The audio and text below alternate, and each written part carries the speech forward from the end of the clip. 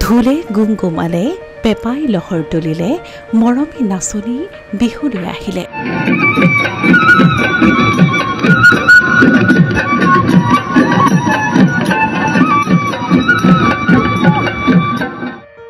ঢোল পেপাৰ মাতে ৰজন জনাইছে ৰাজ্যৰ চৌদিশ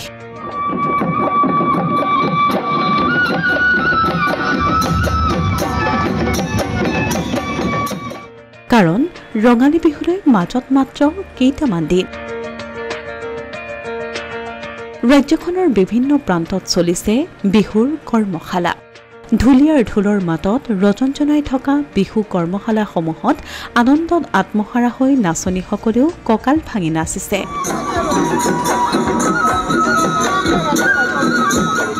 ইয়াৰ মাজতে আকৌ ঢোল নিৰ্মাণৰ কাৰিকৰসকলেও নতুন ঢোল নিৰ্মাণৰ কাম কৰি থকা আৰু পুৰণি ঢোলৰ মেৰামতিৰ কামত ব্যস্ত হৈ পৰা দেখা গৈছে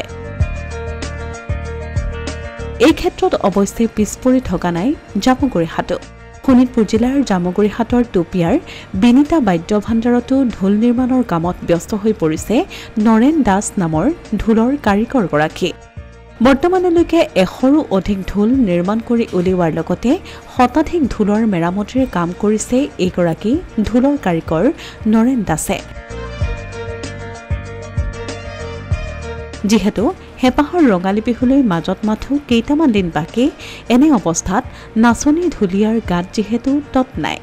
গতিকে ব্যস্ততাৰ অন্ত নাই বিহুৰ অন্যতম প্ৰয়োজনীয় বাদ্যযন্ত্ৰ ঢোল নিৰ্মাণ কৰা এই কাৰিকৰসকলৰ যাৰ বাবে দিনে নিশাই ঢোলৰ কাৰিকৰ ব্যস্ত হৈ পৰিছে কেৱল ঢোল নিৰ্মাণৰ কামতহে